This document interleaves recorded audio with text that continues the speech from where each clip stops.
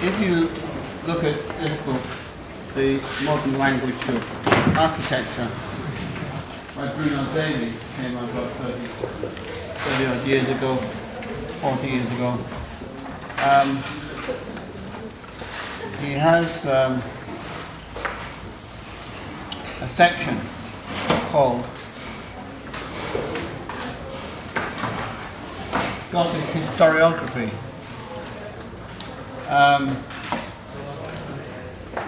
Bruno Zevi is one of the great enthusiasts for modern architecture, and in this book he tries to get at exactly what is special and different about the method of modern architecture, and he tries to present it as a kind of liberation from rules that inhibit you from accessing many kinds of aesthetic experience that you would be denied if you stuck with classical architecture.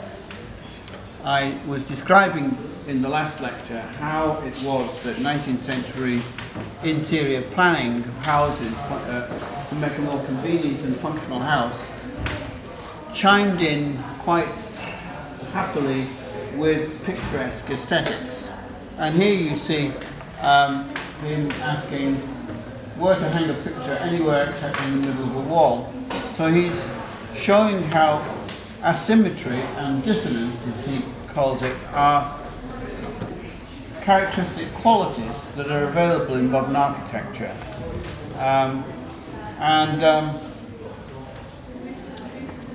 A great deal of his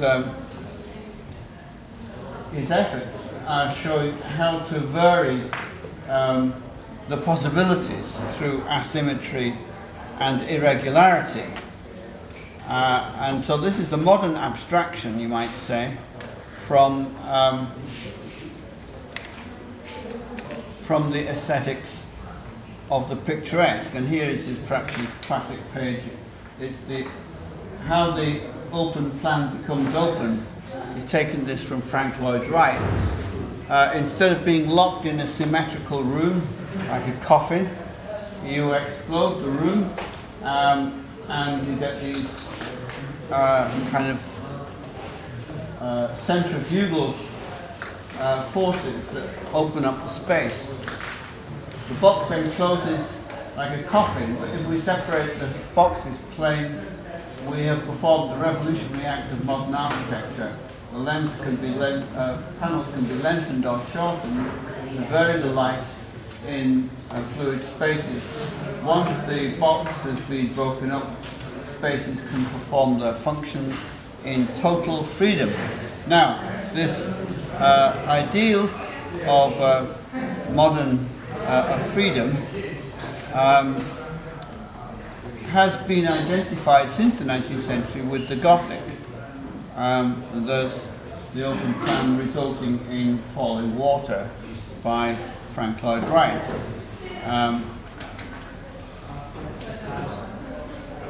And indeed, he has a section called On Medievalist Culture,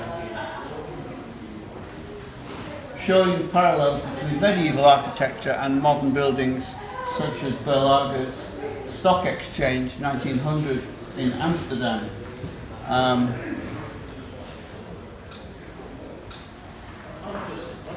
And so he thinks nothing of putting this Gothic Abbey of Saint Michel into this book on modern architecture. And he has this comparison of the Hall of the Machines, which I showed you the other day, with a Gothic ceiling from a French cathedral. And this analogy here between flying buttresses and cantilevered and tensile tubing in an oil refinery. And here between Chartres Cathedral, the stained glass window, the rose window, and this is Perret using concrete.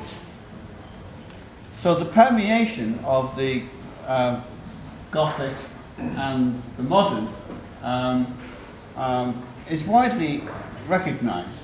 Here he compares Wells Cathedral in southwest England with Art Nouveau from Victor Horta's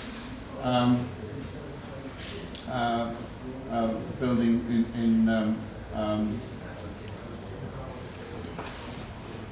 so it's in Brussels, I think. And here again is a comparison of Art Nouveau and Gothic. And here geodesic structure with the English perpendicular. Here Venetian and English Gothic with the Austrian succession.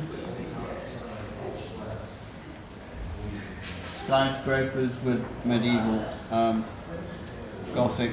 Here is Flemish Gothic at is it Ypres or Bruges. And Frank Lloyd Wright's Mile High Tower. And he puts these together under the category asymmetry and dissonance at Chartres Cathedral with its uneven towers, one taller than the other. There's the asymmetrical dynamic balance, you could say, of the Rockefeller Center. Here he compares twisting Gothic columns with the monument to the Third International by Tatlin, the Russian constructivist, and so on. So it's quite long established, but how does it begin? The Gothic revival has quite deep roots. It goes back into the 18th century. And very broadly speaking, we can divide it into two streams. There are those thinkers who recognized in Gothic, people like Abbé de Cordemoy in France, who saw the Gothic cathedrals of France as a structural model to be emulated and to learn from. And all the way through, you find French architects and engineers admiring the Gothic for structural reasons. And this goes all the way up to, for instance, Calatrava today, who is a kind of modern Gothic architect. On the other hand, there's a rather different approach to the appreciation of the Gothic, and that is to see in the Gothic a free spirit, closer to nature, and often closer to a more democratic society than the aristocratic society of classicism. And you could say this is a romantic approach to the Gothic, and it's one associated with age and memory, with the sublime to some extent, with the irrational. Gothic ghost stories, for instance. And this tends to be cultivated, this approach, first of all in England and then in Germany. So you've got these two streams of approach to the Gothic. And I would say that the two streams come together in the greatest of modern Gothic architects, Antonio Gaudí in Barcelona. So I just want to have a look at this. Let's have a look, first of all, at the appreciation of Gothic as function. In Adrian Forty's book, he has a chapter called Function. He examines the way that this word has been used by modernists since the 18th century. And he identifies it first in the 18th century with this Venetian architectural theorist, a monk named Carlo Lodoli, who produced an account of the stresses and strains inside buildings which pointed out that stresses and strains and loads do not travel in straight lines. They tend to spread, they tend to produce curving forms.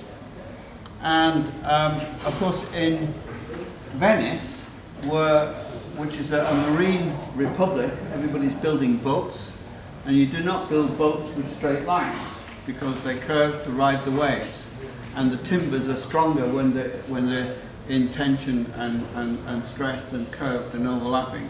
So it's familiar with boat building, but also because Venice is built basically on mud and sandbanks, they had to be very careful about laying foundations because buildings would sink.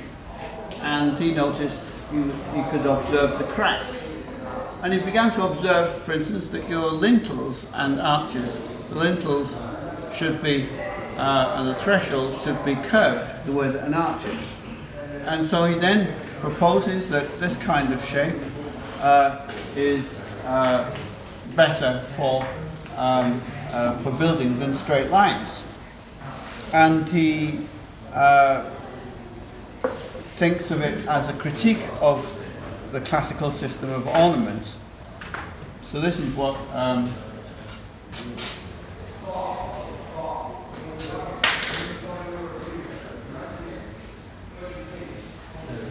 the first use of function relative to architecture was the Venetian friar Carlo Lodoli. His motto, unite building with reason and let function be the representation, summarized an argument against the conventions of the classical system of ornament. His main objection was to the imitation in stone of forms that were originally developed in timber for timber construction. And Lodoli is reported as saying, nothing should be represented which is not also true in function.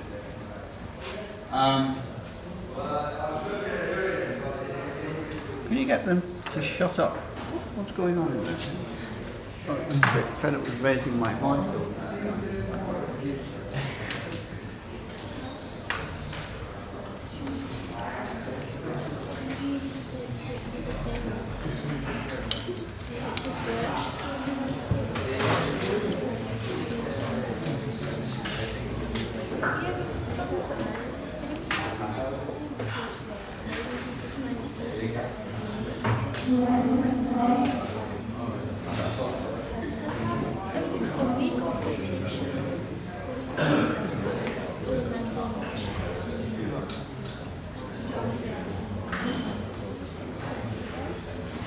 The next step in Adrian Fortin's examination is this drawing here of anatomy, comparative hyoids, cartilage connecting tongue to jaw in various vertebrates, from Geoffroy Saint-Hilaire's Anatomic Philosophy of 1818. Function became a major topic in early 19th century biology. Saint-Hilaire's theory of analogues suggested that in evolutionary terms, the functions of specific organs were not fixed. He hypothesized that in all vertebrates, there were organs which, though they might, through the adaptation of species, have developed different functions, were nonetheless related analogously to a single common origin. So here you can see a sort of comparison of bone structure. Now, bone structures are very suggestive for functionalists because the bone tends to deposit thickest where it's under greater stress to provide the maximum amount of support. And it produces these forms which are kind of expanding and contracting and so on. And what functionalists in architecture tend to pick up on is that these are also expressive, and we seem to be attracted to them. Now the next step is in Fortin's History of the Word, is this drawing from Viollet-le-Duc.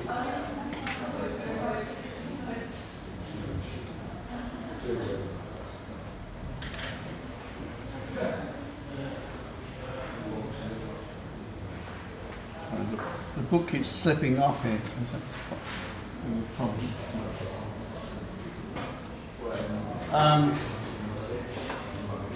This is a section through a French Gothic church, Notre Dame en Vaux in Chalon-sur-Marne, from his reasoned dictionary, rationalized dictionary of architecture, Dictionnaire raisonné.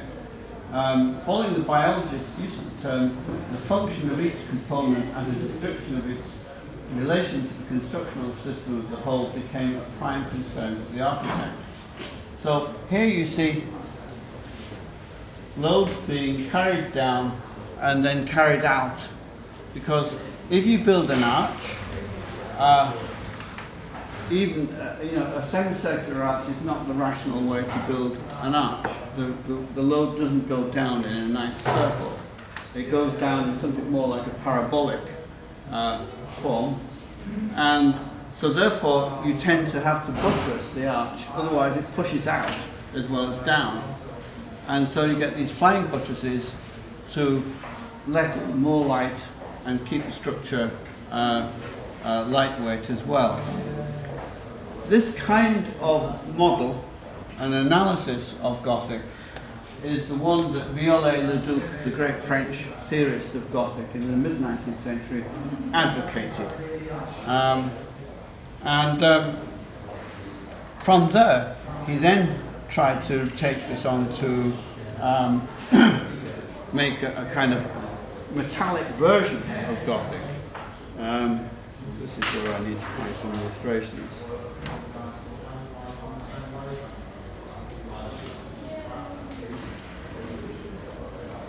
For instance, in his entretien, he says, look, what would the medieval mason have done if he had iron at his disposal?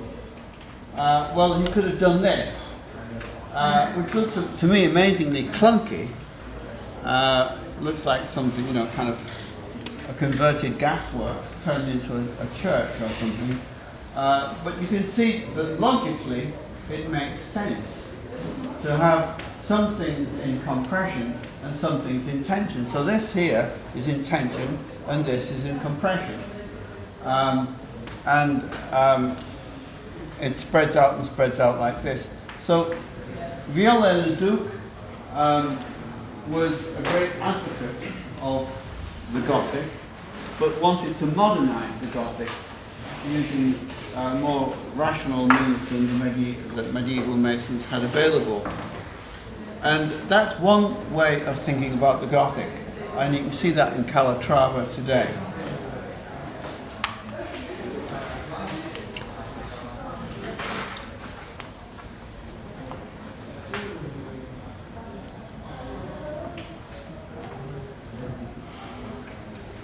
Now, the other kind of approach, I think I've already illustrated this picture from Pugin.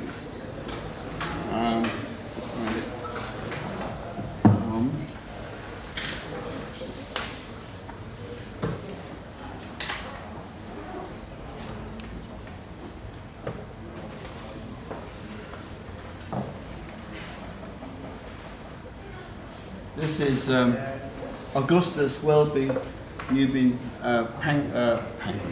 Pugin, who is an incredibly influential force in the Gothic revival in the early 19th century. He becomes the joint architect with Barry of the Houses of Parliament. The English House of Parliament burned down in, I think it was 1830, something like that, and they had to build a new House of Parliament. They decided that they needed a rational plan, so they got Barry, who is a good, competent classical architect, to do the plan. But they didn't want a classical building. They thought, well, we're English, we've got to be Gothic. This is the nationalistic and sentimental approach to architecture that I've described. So what they did was to get Pugin to do all of the vertical details. So if you look at a plan of the Houses of Parliament, it's quite rationally laid out with the corridors and the lobbies and everything. It's not symmetrical, it's functional, but the elevation makes it look like some kind of venerable 15th century thing. Now Pugin was an Anglo-Catholic. He was strongly religious, and he was a moral critic of the Industrial Revolution, and he wanted a return to a religious society. I mean, you could call him an early fundamentalist, you might say.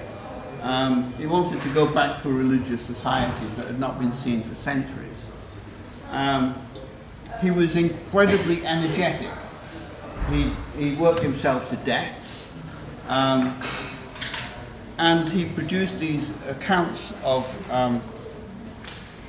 the typical industrial town in this very sarcastic way, where he sees building is just reduced to this very thin, very bloodless and anemic way of building boxes and then giving them a few Gothic details. And so he becomes an exponent also of distinguishing the structure and the ornament very clearly and making sure they come together. However, the greatest English exponent of Gothic is John Ruskin.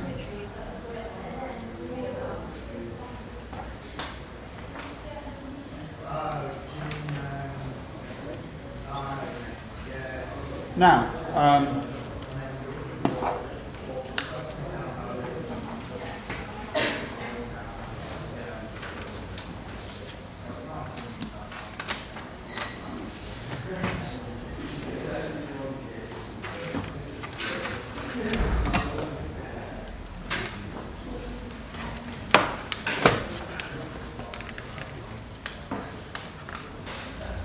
the two books that, Ruskin lived for quite a good age. He died in 1900.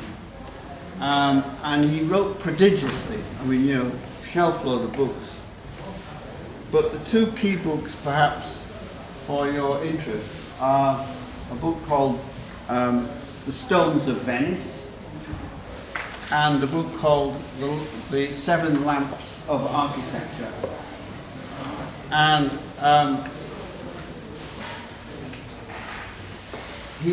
in both books, he uses Gothic as a kind of paradigm. He wants to make a general critique of society. His conclusion really is that in the end, it's pointless trying to reform the style of architecture. You have to reform the style of your life before you can really expect a new style of architecture. There was a battle of the styles going on in the mid-19th century. Some people were saying, let's revive the Gothic. Others were saying, no, Romanesque is more practical. Another was saying, no, I'll stick with the Greeks. Another one was saying, well, how about rethinking the Byzantine style? As if, and then some people were saying, well, hold it, what's our style? What are people going to look back and say about us? What is our style?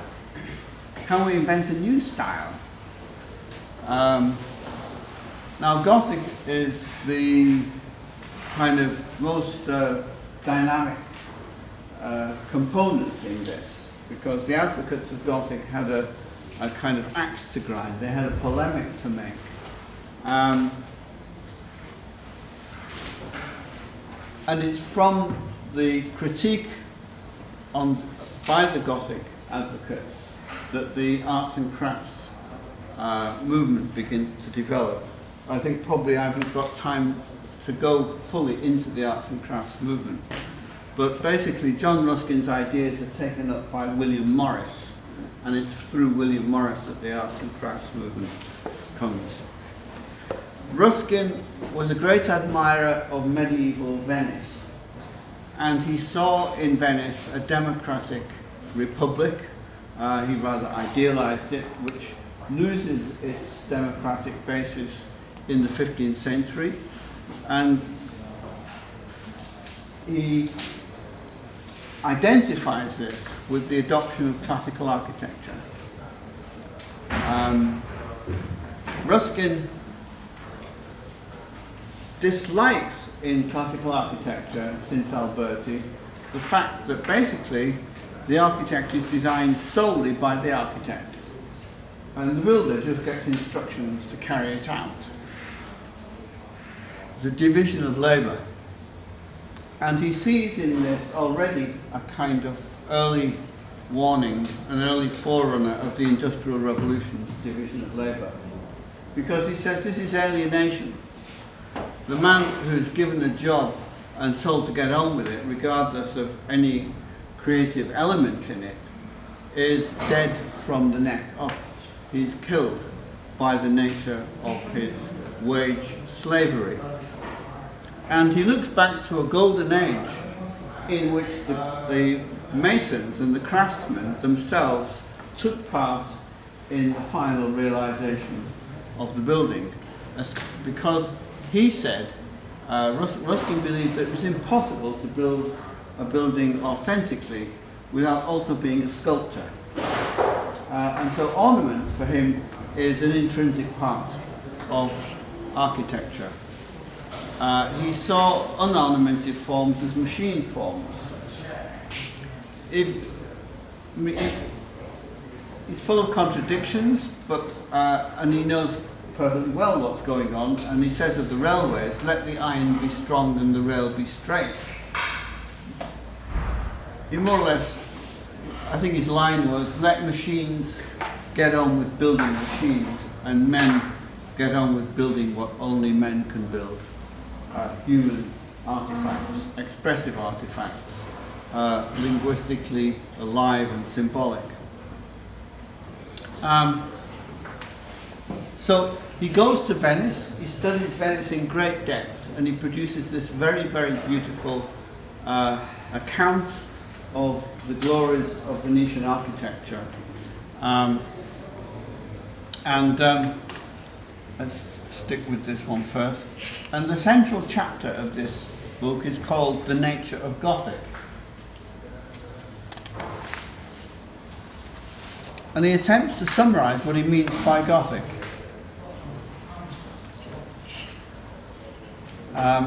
In The Seven Lamps of Architecture, his other book,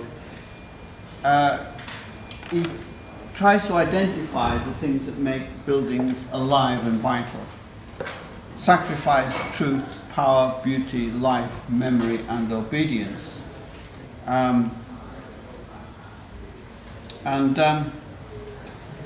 When he arrives in Venice, it's occupied by the Austrians, who he felt were either destroying the city or restoring it in a very crude and mechanical and dead-handed way. And indeed, one of Ruskin's biggest influences is in the conservation movement.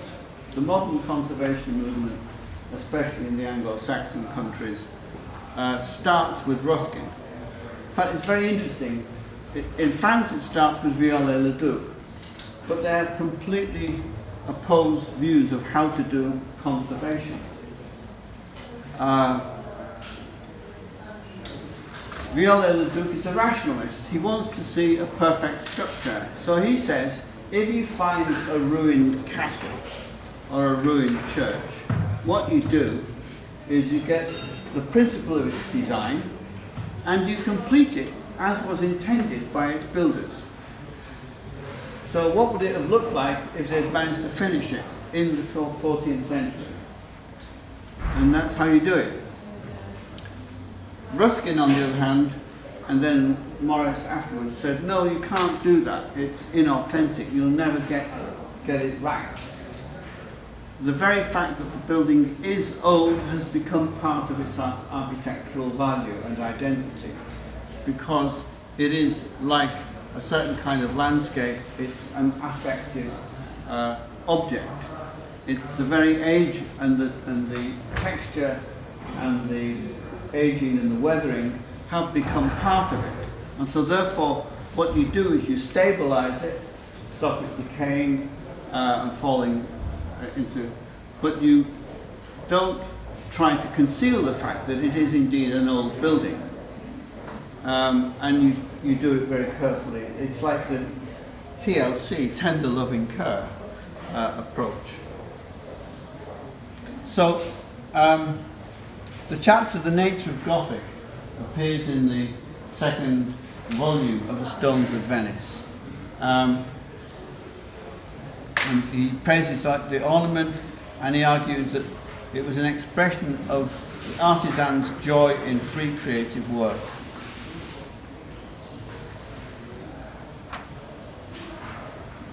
So he says,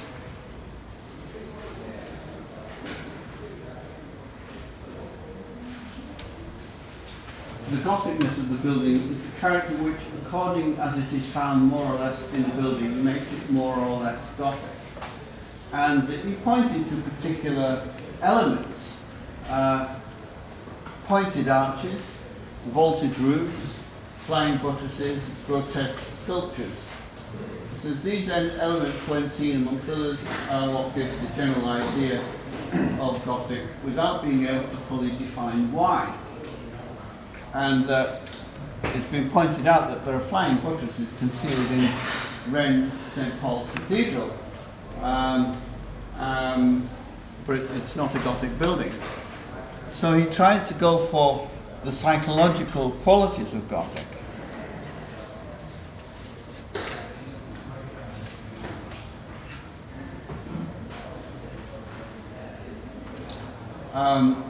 And he speaks of certain mental tendencies of the builders legibly expressed in it. Fancifulness, love of variety, love of richness, and such others. And he identifies 6 particular qualities: savageness, changefulness, naturalism, grotesqueness, rigidity, and redundance.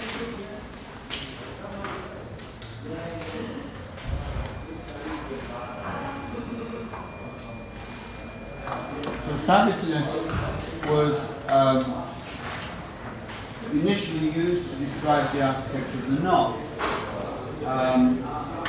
It's beyond the pale of Roman civilization. Changefulness, due to the internal elements being as good as the skills of the builder, no two Gothic buildings are ever the same. The builder was set free of the restraints seen in other orders of architecture. There was no template to follow. Gothic is not only the best, but the only rational architecture, as being that which can fit itself most easily to all services, vulgar or noble.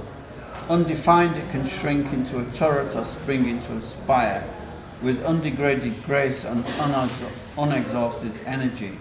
And whenever it finds occasion for change in its form or purpose, it submits to it without the slightest sense of loss in its unity or majesty.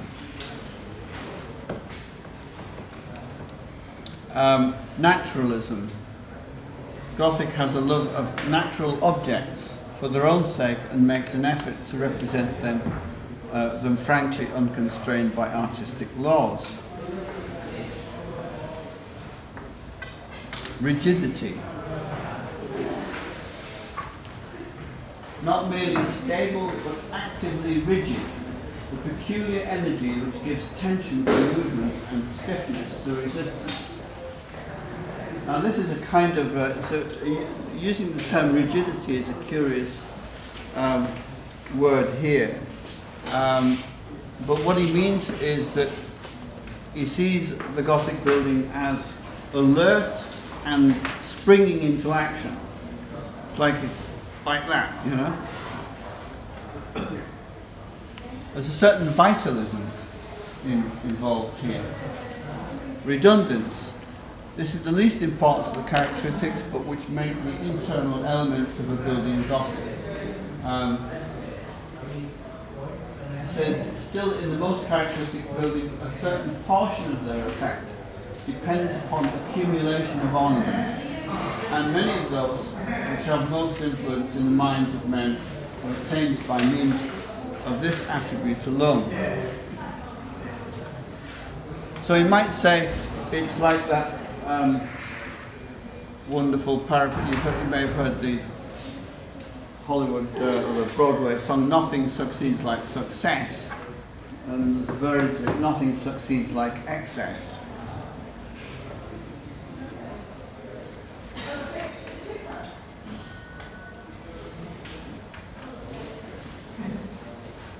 So here there's a recapitulation of what makes the Gothic, as it were.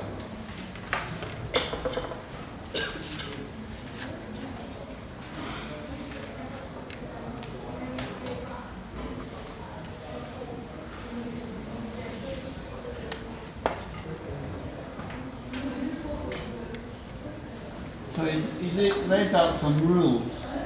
The true Gothic found north of the Alps.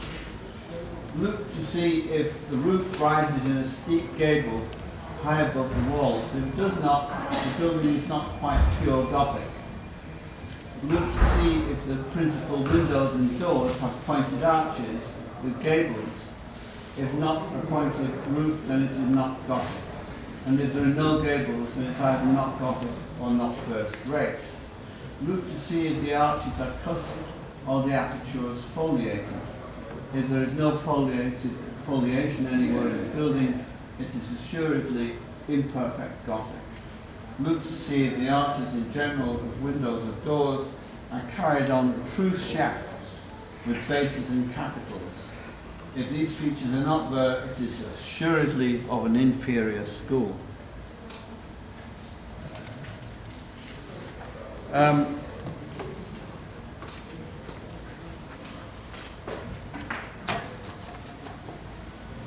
Let's just briefly look at his other book, From the Seven Lamps of Architecture.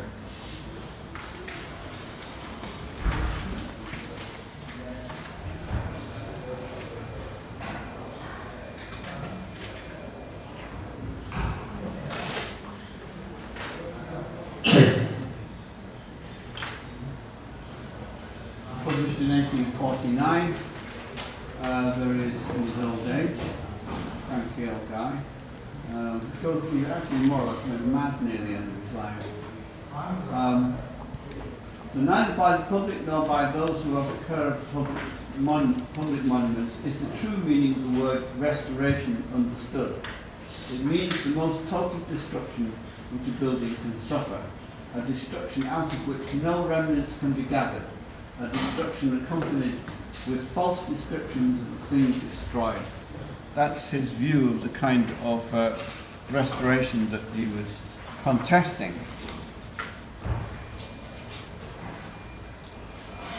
The greatest glory of buildings is their age, which we must protect and preserve. His aversion to restoration stems from the tendency to replace the old with the new. Loss of the glory secured it means the loss of the glory that has been secured through the passage of time.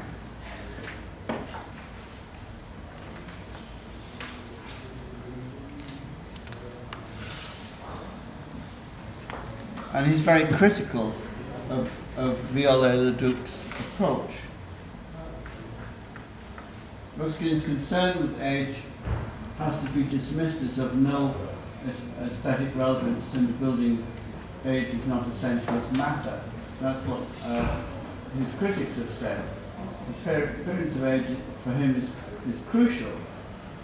New materials can be antiquated or patination will occur in due course. Actually, for a committed Ruskinian Gothic, a material that cannot age is undesirable. There's a very brilliant essay from 1900 by the Austrian art historian Alois Riegel called The Modern Cult of Monuments, in which he carefully distinguishes all of the reasons, the different reasons that different people for wanting to keep buildings either in the old state or as new as possible. And I think that for people who are, as it were, committed to architecture as a kind of existential index of human life on Earth, it's important that buildings are seen to age. It's important to know that if a building stood there for centuries, it somehow wears it in its fabric. You can see it inscribed in it. And of course, things like cast iron and stainless steel do not age. They might scratch, they might kind of buckle, they might get bashed, but they don't age. And so this kind of metallized robotic Gothic that Viollet-le-Duc was advocating is really pretty abhorrent to Ruskin.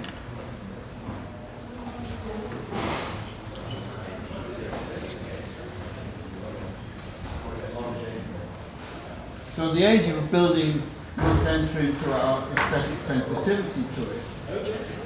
Buildings attach themselves to the past through which they have endured. We believe that restoration washes away the past. Historic buildings inform us and enable us to imagine historical events. Now notice the word imagine there. I've stressed this.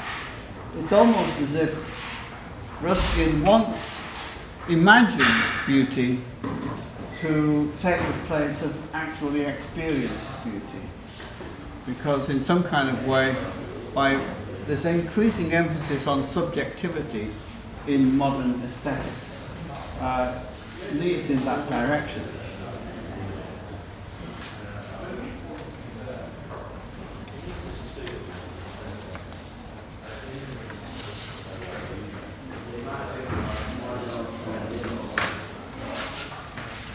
In the end, he chooses as his, although he's a great lover of the Alps, and he wrote, it's very interesting, both Viollet-le-Duc and Ruskin were huge admirers of mountains and the Alps.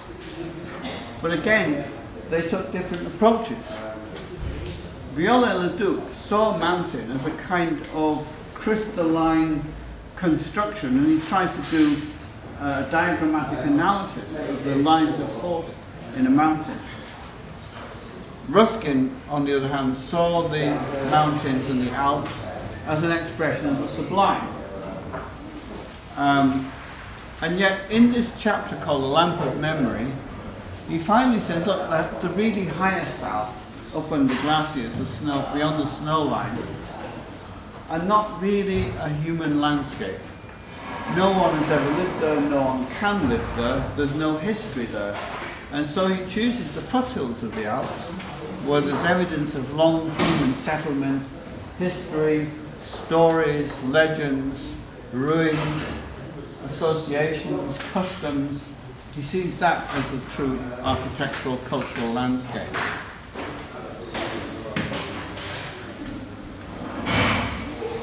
Aesthetic character depends on the way we experience them, which depends on the way we think about them. History plays an active role in our responses to certain scenes. Perception of a place does not solely rely on visual stimulus. This is an entirely literary and romantic approach. It's the opposite of what a phenomenological formalist would say. Someone like Colin Rowe, for instance, does not analyse architecture in those terms.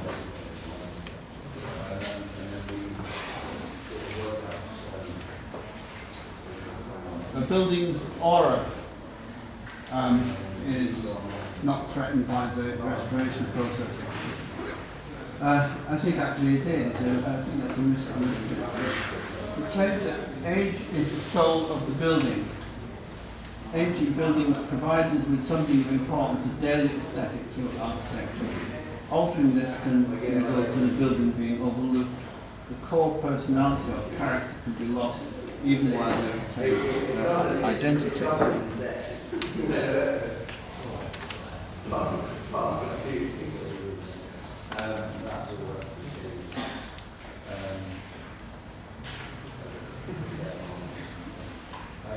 The greatest glory of a building is in the strength which maintains its sculptured shapeliness for a time insuperable, connects the forgotten and the following ages with each other, and half constitutes the identity as it concentrates the sympathy of nations. It is in that golden stain of time that we are to look for the real light and colour and the preciousness of architecture. This kind of writing, this kind of attitude, I think is only understandable in the context of the Industrial Revolution and the absolute transformation of the world, its liquidation by capitalism. He is, in fact, without being a socialist in the modern sense, an utter and total critic of capitalism.